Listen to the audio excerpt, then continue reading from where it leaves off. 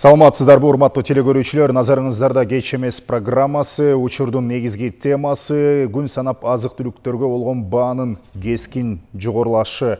Бул күндө баалар асман чапчып барат. Азык-түлүктүн кымбатташы айрыкча кар чарба курагындагылар менен калктын аялуу катмарынын капчыгына таасирин катуу эле тийгизүүдө.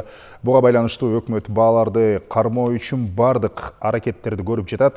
Азык-түлүк коопсуздугу маселелери өлкөнүн премьер-министринин жеке көзөмөлүндө. Студиябыздын бүгүнкү меймандары менен мына ушул курч маселени талкуулайбыз. Көрүлгөн чаралар жөнүндө кененирээк маек жүргүзөбүз. Студияда монополияга каршы жөнгө салуу мамлекеттик агенттигинин жөнгө салынуучу чөйрөлөр башкармалыгынын башчысы Сагын Маматоморов жана Айыл суу чарба жана аймактарды өнүктүрүү министрлигинин азык-түлүк коопсуздугу бөлүмүнүн башчысы Анаркүл Беккулиева. Саламатсыздарбы, урматтуу меймандар, студиябызга кош келиңиз. Анаркүл Токтомбековна, сизден баштай берели. Суроону Айыл чарба министрлиги мына ушул кырдаалдан чыгуу үчүн абалды жөнгө салуу максатында азыр кандай аракеттерди көрүп атат? Эми өзүңүздөргө белгилүү болгондой, ушул азык-түлүк коопсуздугунун деңгээлин баалоо үчүн 9 азык-түлүк продукцияларынын аныкталганда, андан эми бул нан азыктары, сүт, эт азыктары, жумуртка, картошка, жашылча жана мөмө жемиштер, кумшекер болот да. Бул багытта министрлик өзүнүн компетенциясына жараша иштер жүргүзүүдө.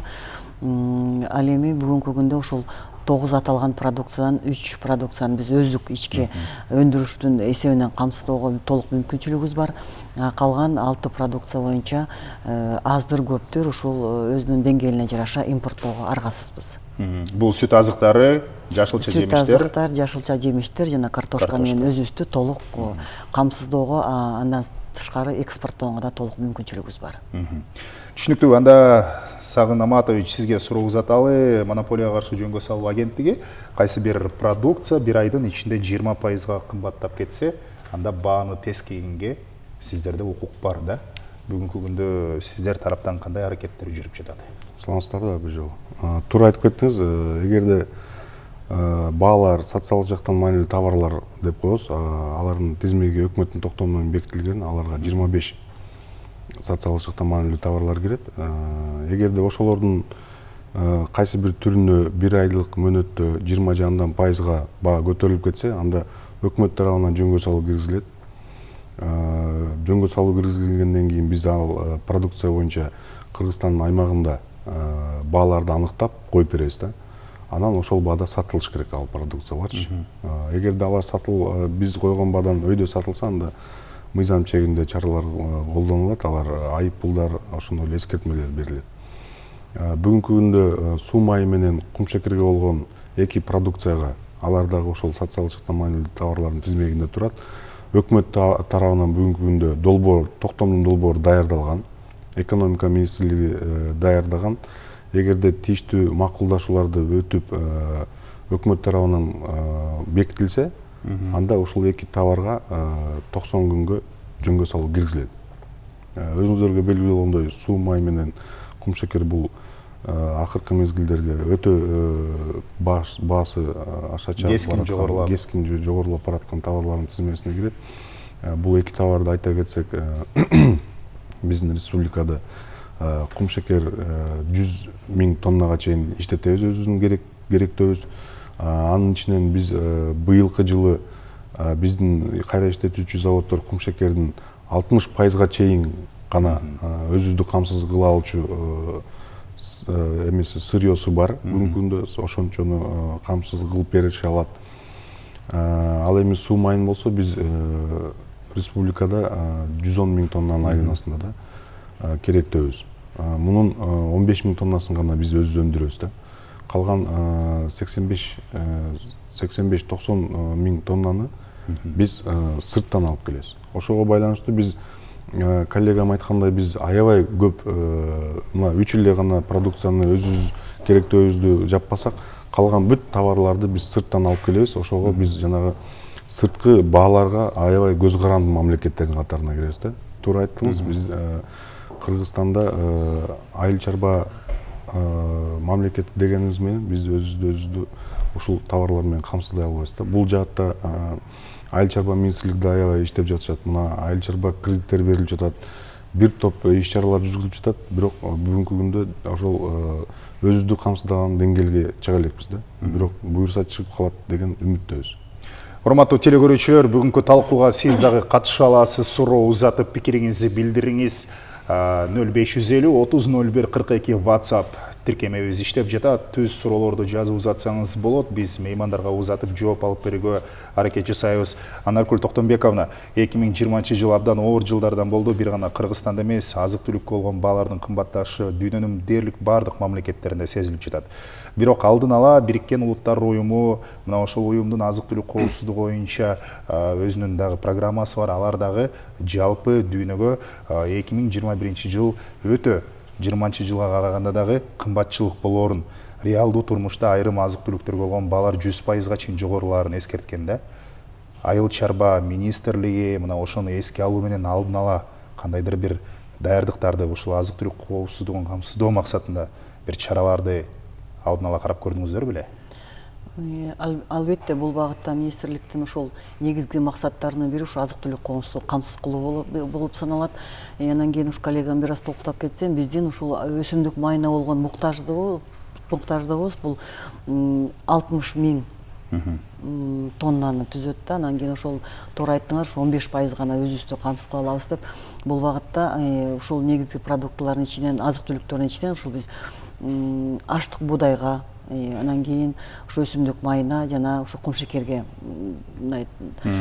муктажбыз да. Ошол багытта ушул быйылкы жылы ушул буудайдын айдоо аянттарын жана өсүмдүк майын чыгаруучу культуралардын айдоо аянттарын, андан сырткары кумшекердин ушул кант кызылчасынын айдоо аянтын кеңейтүү боюнча алдын ала иштер жүргүзүлүп жатат. Өзүңүздөргө белгилүү болгондой, бул бүгүнкү күндө ошо кумшекер өндүрүүчү өлкөбүздө 2 гана завод бар. Бул Кайыңды кант жана Кошой. Былтыркы жылы ар кандай себептер менен ушул кант кызылчасынын айдоо аянты азая түшкөн, бирок ушул 2 жыл мурун биз өзүбүздү 97%га чейин камсыз кылууга толук мүмкүнчүлүгүбүз болгон да. Анан быйылкы жылы болсо ушул былтыркы жылга салыштырмалуу кант кызылчасынын айдоо аянтын алдын ала сүйлөшүүлөрдө ошо 9,5 миң гектарга чейин жогорулат кеңейтүүгө алдын ала сүйлөшүүлөр жүргүзүлдү. Бирок Кайыңды канттын жана Кошой заводдорунун 12 миң гектарга чейин ошол үрөндөр менен камсыз кылууга толук мүмкүнчүлүктөрү бар экен. Ошол себептен да ушул дыйкандардын арасында, ушул кызылча эккен дыйкандардын арасында түшүндүрүү иштери жүргүзүлүп жатат. Дагы кошумча белгилөөгө чейиндирсе, ушул аталган заводдор тарабынан буга чейинки түзүлгөн келишимдердин түзүмүн кайра карап чыгып атышат да. 20%-ын ушул акчалай түрүндө берүүгө жана 80%-ын өндүрүлгөн кумшекер менен берүүгө ошондой алдын ала ушул келишимдердин кайра карап чыгышты. Ошол себептен дагы ушул быйылкы жылы айдоо аянтын кеңейтүү күтүлүп жатат. Андан сырткары дагы ушул баанын түшүп кеткенин бирден бир себептери бул эми кумшекер биржалык товар болуп эсептелингендиктен бул дүйнө жүзүндө ошо кумшекерге болгон баа кескин ылдый түшүп кеткен. Ошол себептен биздин дыйкандар өндүргөн продукциясынын мындайча айтканда ушул киреше алуу азайып калганына байланыштуу дагы ушул кант кызылчасынын айдоо аянттарынын себүүнү азайтып жиберишкен. Эми Кыргызстанда эң маанилүү деп аныкталган 9 азык-түлүктүн 3-өсүнөн мына биз өзүбүз толук керектөөчүлөрдү камсыз кыла алабыз деп айтып атабыз. Бирок Улуттук статистика комитетинин 22 февралга карата берген маалыматы боюнча ошол эле картошканын баасы 46,3%га жогорулаптыр да. Эмне үчүн өзүбүз камсыздаган азыктардын баасына болгон эми өзүңүздөргө белгилүү болгондой, бул базар экономикасы дагы ушул баага болгон экспортко кетип аткан азык-түлүктөрдүн баасы көтөрүлгөнүнүн себебинен биздин ички базарда дагы ошого жараша баалар көтөрүлөт да. Анан кийин азыркы күндө ушул картошка өндүрүүчүлөрдү ала турган болсок, башка өлкөлөргө чыкканга баасы көтөрүлүп, ошол өздөрүнө мындайча айтканда кирешеси түшүп атканга байланыштуу. Ошол себептен биздин ички базарда дагы баалардын көтөрүлүшү байкалып атат да. Сагын Аматович, сиздердин кызматкерлер базарларга барып, ошол бааларды жөнгө салуу аракетин көрүп жатканда, мындай жөнөкөй тил менен түшүндүрүп берсеңиз, телекөрүүчүлөргө ушул процесс кандай жүрөт? Сиздер түшүндүрүп алдын алуу иш-чараларын жүргүзгөндөн кийинки абал кандай болот?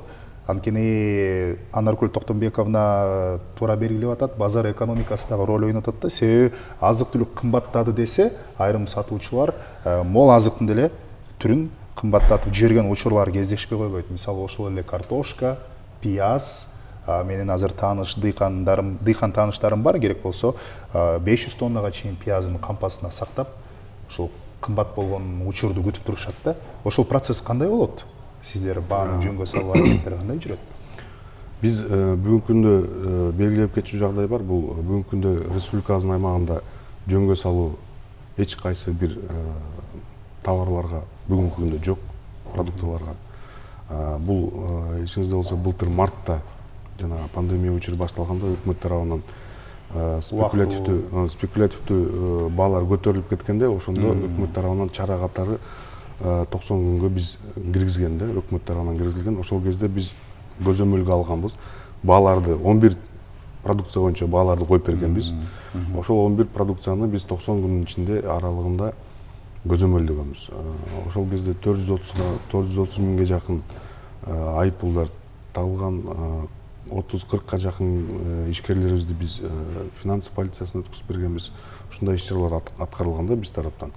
Ал эми бүгүнкү күндө болсо монополияга каршы орган тарабынан базарларда мониторинг деп коебуз. Бул бааларды баасын аныктамай, баалардын баасын сурап, биз базарларда ошол бааларды карап, тийиштүү чараларды кабыл алыш үчүн биз экономика министрлигине жана өкмөткө бааларды жөнөтөбүз да. Бүгүнкү күндө базардагы абал ушундай. Баалар боюнча ушундай. Ушуга жараша эмне кылыш керек? Ишкерлер менен сүйлөшүш керек. Жанагы колдон келсе булар баары салык төлөөчүлөр кандайдыр бир ошол салык жактарынан ишкерлерге мамлекет тарабынан кичине басаңдатуу жактарын, ошондой эле жана сырттан алып келген товарлардын көбөйтүү. Себеби базарда товар көбөйгөн сайын баасы түшөт да. Ошондой чараларды биз байма-бай өкмөткө да берип турабыз. Дагы кошумча айтып кетсек, жана ярмаркаларды уюштуруу боюнча алар боюнча да биздин сунуштарыбыз берилген.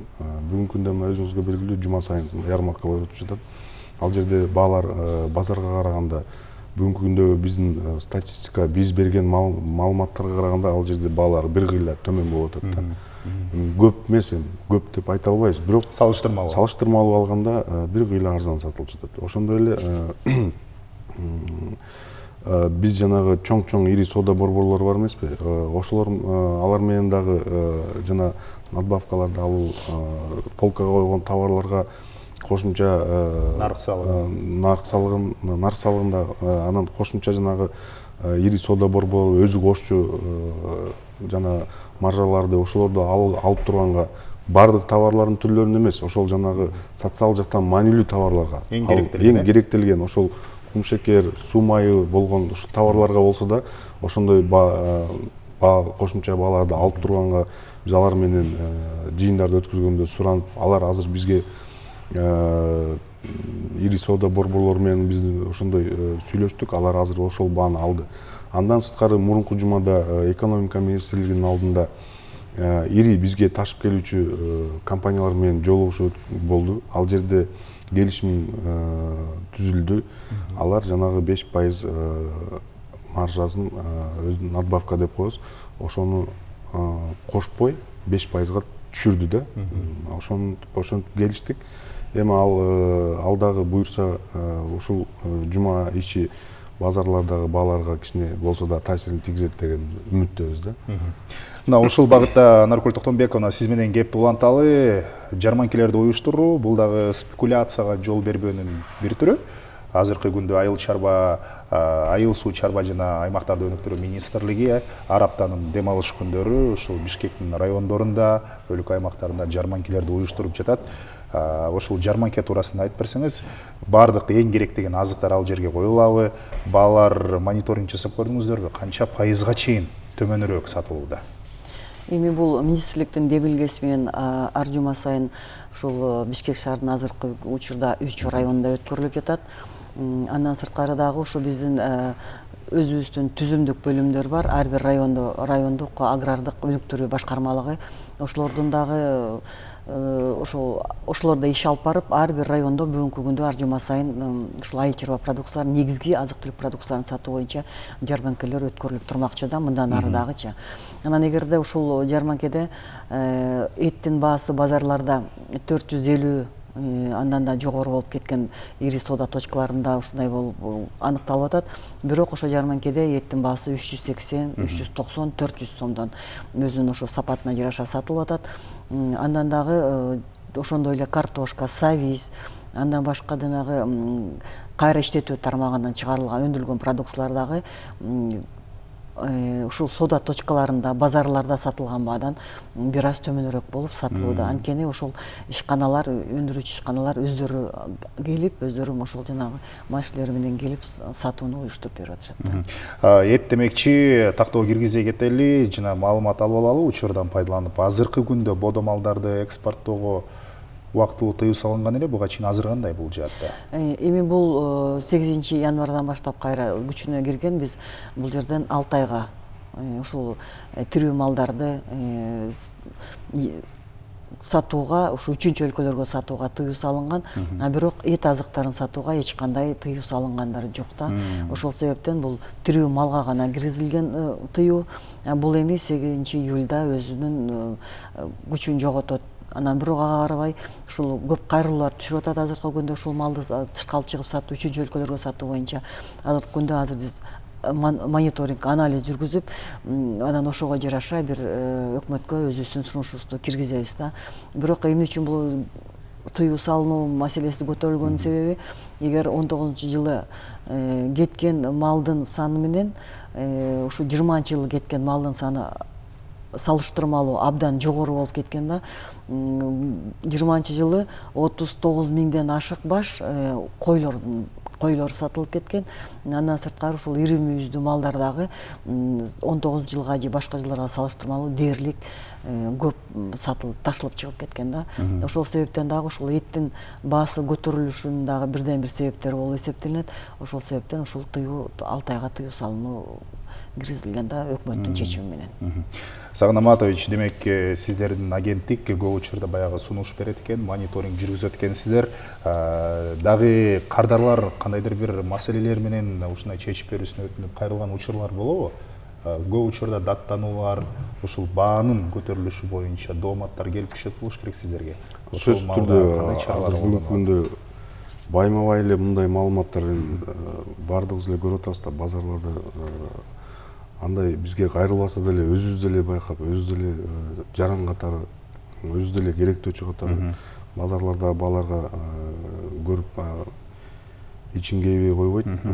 Бүгүнкү абал аябай татаал болуп атат. Ушул абалды жөнгө салуу боюнча ушул жогоруда айткан бир топ иш чараларды жүргүзүп атабыз да. Анан кошумча айта кетчү нерсе, жакын арада президентибиз Россияга барды, Казакстанга барды, ал жерлерден да коллегам кошо айтып кетет болуш керек. Кошумча быйылкы жылы жерге жана себүүгө болгон аябай көп эмелерди алып келип атышат, үрөндөрдү алып келип атышат. Буюрса быйылкы жылкы мына азыр жазгы талаа жумуштары башталып атпайбы? Ошого жараша мен ойлойм, азыркы жазда аткарган ушул жумуштарды жакшы аткарып алсак аягына чейин, күзүндөсү бир кыйла абал мындан да оңолот деген үмүттөбүз да. Анан жазгы талаа жумуштары башталды. Биз ошого байланыштуу бүгүнкү күндө биз монополияга каршы орган тарабынан күйүүчү майлоочу майлар каражаттарына да көзөмөл жүргүзөбүз да. Көзөмөл эмес, бүгүнкү күндө ага да мониторинг жүргүзүп жатабыз. Бүгүнкү күндө дизель отунун алсак, мисалы былтыр ушул малда, ушул убакытта 43 сом 50 тыйын болгон да, дизель отунун республика боюнча орточо баасы. Бүгүнкү күндө азыр 39 сом 50 тыйынга чейин көтөрүлдү. Мен ойлойм, бул ушул баада эгерде туруктуу туруп турса, кыйла болсо дагы жана айыл чарба кайра иштечү. Былтыркы жылдын ушул мезгилиде абдан курчоор, эч ким алда эмне болоорун билбеген мезгил болуп турганда, себеби чек аралар мына жабылат, бардык мамлекеттерге баягы карантинге жабылат деген коркунучтардан улам дагы кымбаттоолор болгон болуш керек. Сиз ушул күйүүчү май боюнча кеп козгоп калдыңыз. Алдыда дагы 7 сомдон 10 сомго чейин кымбаттайт экен деген прогноздор бар эле. Бул канчалык реалдуу? Ал прогноздорду биздин Кыргызстандын нефтетрейдерлердин ассоциациясы бар. Алар ошентип божомолдоп айтып жатышат.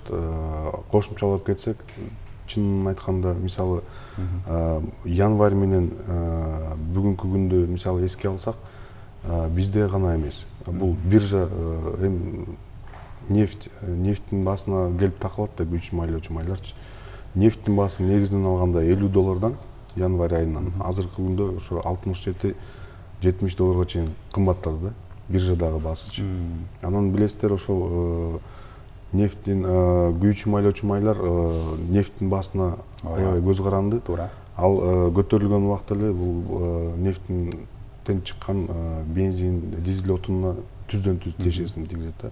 Ошого байланыштуу бүгүнкү күндө Россияда мисалы баалар тоннасына бензинди алсак $140-150 чейин көтөрүлдү да. Бир тоннасын алып келгенде $150 чейин көтөрүлдү. Дизель отунуна болсо 60% чейин көтөрүлдү. Ошолордун тиешеси да сөзсүз түрдө кесепетти тийди. Андан сырткары 2021 жылдын 1-январынан баштап Россияда азыр жылдан жылга Россия мамлекетиндеги инфляцияга байланыштуу кылып койгон акцизди. Бул быйылкы жылы 4%. Азыр 1-январдан баштап 1 тоннасына акциздин баасы 4%га көтөрүлдү Россиядачы. Бул дагы таасирин тийгизе алат. Сомго которуп келсек, литрине 1,5 сом, 2 сомго чейин өзүнүн таасирин тийгизип коет да. Ушундай көптөгөн жагдайлар болуп келип, бүгүнкү күндө биздин баалар көтөрүлүп жатат. Анын үстүнө мына былтыр биз 1-январга чейин Казакстандан пошлинасыз дизель отуну менен бензинди алып турганбыз. Алар 1-январдан ал токтоонун күчүн жоготкон. Бүгүнкү күндө биз Казакстандан азыр пошлина менен, эгерде алсак, пошлина менен алып калабыз да. Бирок биздин ишкерлер ага барбай атат. Биздин ишкерлер пошлинаны төлөгөндө баасы аябай эле кымбат болуп кетет да. Ошон үчүн биз азыр Россиядан алып келатабыз. Түшүнүктүү. Жумурткага болгон баа дагы абдан кымбаттады. Базарларда 12 сомдон сатылып жатса, өткөн дем алыш күндөрү 7-8 мартта ушул Разаков, Киев көчөлөрүнүн кесилишиндеги жарманкеде 8 сом 80 тыйындан сатылганына күбө болдум да. Демек бул башка жерлерге салыштырмалуу 3 сом 20 тыйынга арзан сатылып жатат. Эмне менен түшүндүрсөк болот теле көрүүчүлөргө ушул жумурткага болгон баанын кымбатташы? Себеби бул да абдан чоң талкууну жаратып атат. Биздеги тоок фабрикаларында канаттуулардын жетишсиздигинен улам эми жумуртка да көп учурда Казакстандан келет экен. Ал жакта куш тумоосу болгондуктан көп канаттуулар кырылып калып, Казакстандагы айрым учурда өздөрүн толук керектөөчүлөрүн камсыз кыла албай жаткан учурлар бар экен да. Эми ушул жумурткадагы жана 9 негизги продукциялардын түрүнө кирет да, катарына кирет. Анан кийин өзүбүздүн ички өндүрүүнүн эсебинен биз ошол 56-60%га чейин гана өзүбүздү камсыз кылай алабыз да. Ал эми 40%ды биз импорттогонго аргасызбыз. Ошо туура белгилеп кеттиңер, ошо көбүнчө ошол жумуртка Казакстандан алынып келинчү. Анан кийин жанагындай куш тумоосунун чыкканына байланыштуу азыр Казакстандан, бирок Казакстандын бардык эле областтарына кирген эмес бул бул тыюу салынуу. Ошол тыюу салынуу кирбеген област аймактарынан жумуртканы алып келүүгө толук мүмкүнчүлүк бар да. Анан бүгүнкү күндө ушул тоок чарбасын, канаттуулар, үй канаттуулар чарбасын кеңейтүү, ошолорго жардам берүү боюнча бизде республикада атайын ассоциация бар. Ушул тоок чарбасы боюнча ошолор менен сүйлөшүүлөр жүргүзүп, ушул 2 тоок чарбасын ачуу боюнча азыр алар өздөрүнүн тиешелүү иштерин жүргүзүп жатышат. Анан эми жана жогоруда туура белгилеп кеттиңер, ошол жарманкеде бизде ушул ички өзүбүздө жумуртка өндүрүүчү ишканалар өндүргөн продукциялар тикелей сатылып атканына байланыштуу баалары салыштырмалуу бир топ төмөн болуп атат да. Ошондой эле баалар менен биздин ушул ишканалар базарга да чыгарып атышат. Жанагы биздеги соода точкалары, соода түйүндөрү өздөрүнүн кошумча наркын кошкондугу үчүн ошол себептен гана жумуртканын баасы жогорулап атат да. Анан жана бул коллегам туура айтып кетип атат, азыркы күндө экономика министрлиги тарабынан ушул кумшекерге жана өсүмдүк майына мындайча айтканда жөнгө салуу тартиптерин киргизүү боюнча токтомдун долбоору каралып иштелип чыкты деп. Ошондо биздин министрлик тараптан ушул этке жана жумурткага дагы баага болгон жөнгө салууну киргизүү боюнча сунушубузду бердик. Анан эми ал ушул өкмөт тарабынан гана чечилчү дейм. Баалардын асман чапчып жатышы албетте ар бир жарандын нааразычылыгын жана түйшөлүүсүн жаратууда. Биздин WhatsApp тиркемебизге келген билдирүүлөрдү жаңырталы, анткени алардын дээрлик 98% мына ушул өңүттө абдан өздөрүнүн нааразычылыктарын билдирип, тилекке каршы бул тема эч кимди кубантып аткан жок. Ошон үчүн мен айрымдарын окуп кетсем, сиздер кыскараак жооп берсеңиздер, анткени убакыт абдан аз калыптыр да. Саламатсыздарбы? Айылда сүт алгандар 15 сомдон алып жатат. Эмне үчүн кымбаттатпайт? Ал эми сүттү сата келгенде 30 сомдон жогору сатышат. Заводду ким көзөмөл кылат? Айыл жериндеги көпчүлүк эмгекчилердин эмгеги күйүп жатат. Нарында сүт завод мына ушул баада алып жатат дейт. Эми бул сүт баасына келе турган болсок, бул ар бир ишканалар сатып алышат. Ошо сүт азыктарын кайра иштетип чыгаруучу ишканаларын сатып алышат. Бүгүнкү күндө биздин өзүбүздү сүт менен камсыз кылуубуз толук 117%га чейин жетет. Бирок эми бул баанын төмөндөшү сатып алуу, сүттүн сатып алуу баасы бул сезондук фактор болуп эсептелинет дагы. Анан кийин ошол себептен ушул убакта негизи эле бардык жерде ошол сүттүн сатып алуу баасы төмөн түшүп кетет. Сагын мырза, арзан сатып алат. Айрым учурда сезон жай мезгилинде 11 сом, 13 сомго чейин түшүп кетет да. Сүттү баягы фермерлерден сатып алып аткан учурдачы. Сатып атканга келгенде дээрлик 30 сомдон арзандаганын биз көрбөйбүз. Туура белгиледиңиз. Мына эже коллегам айткандай, мисалы былтыр бул маселе бүгүн эле көтөрүлгөн жок, сүт маселеси. Бул жылда дыйкандар менен биз ушундай кеңешмелерди өткүзөбүз. Завод, фабрикаларга чейин барабыз да. Мына чүйдүн бир канча райондоруна барып жолугушууларды түзүп беребиз. Былтыр 20 сомдон 22 сомго чейин чыкты болуш керек. Ооба, былтыр 20-22 сомдон сатып алышчу да.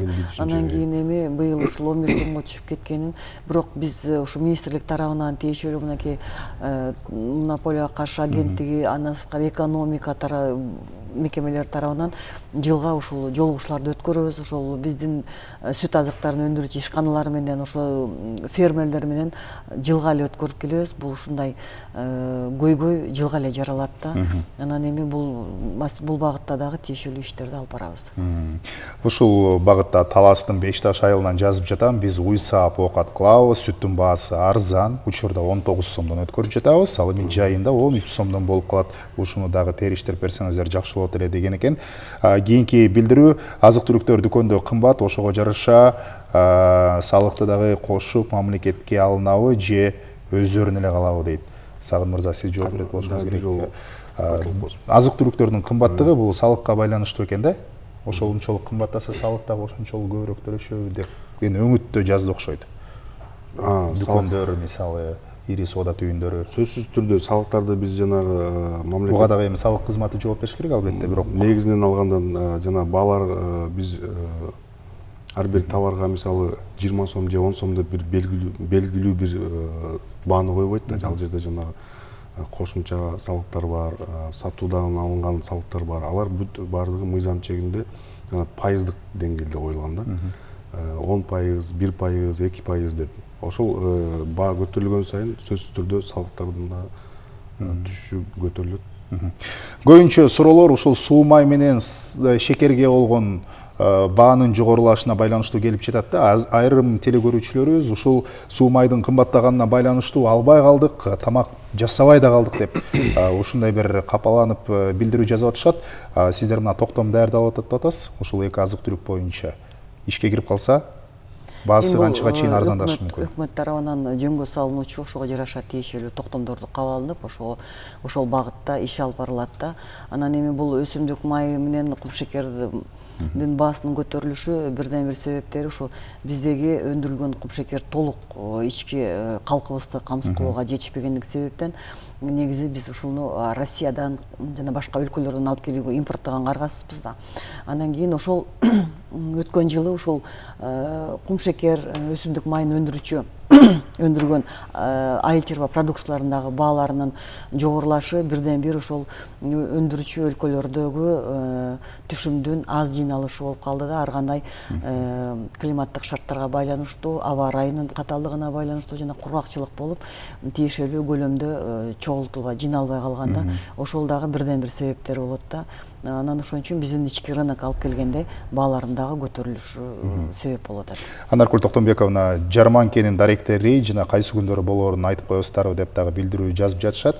Бир жолу маалымат берип койбойлубу, Ушул жалда өткөрүлүп жатат. Биздин эгер Бишкекти ала турган болсок, 12 микрорайондо, Кичи районунда, андан сырткары ушул Разакова, Киев көчөлөрүндө, ушул Бишкекте 3 жерде ар жума сайын 6 дем алыш күндөрү жарманке өткөрүлүп турат. Андан сырткары ушул ар бир аймактарда, шаарларда, райондун борборлорунда жума сайын өткөрүлүп жатат. Сиздерге ыраазычылык билдиребиз студияга келип маалымат бергендигиңиздер үчүн. Мен ойлойм, дагы да кеч эмес маселени чечүүгө Айыл суу чарба жана аймактарды өнүктүрүү министрлиги, монополияга каршы жөнгө салуу мамлекеттик агенттиги тарабынан дагы аракеттер болуп, ушул эң керек деген азык түлүктөргө болгон баалар бир аз дагы болсо төмөндөп, балким жаз мезгили келатат, сезондон улам дагы бир аз төмөндөп, элибиз мындай бир ток бейил жашайсың деп эң башкысы тилек кылалы. Ишиңиздерге ийгилик каалайбыз. Урматтуу телекөрүүчүлөр, биз мамлекеттик монополияга каршы жөнгө салуу агенттигинин бөлүм башчысы Сагын Маматоморов жана Айыл суу чарба жана аймактарды өнүктүрүү министрлигинин азык түлүк коопсуздугу бөлүмүнүн башчысы Анаркүл Беккулиева менен түз эфирде маек курдук. Бүгүнкү тема азык түлүк коопсуздугу, азык түлүккө болгон баалардын жогорулашы. Программаны Расул Багышбаев жүргүздүм. Саламатта туруңуздар.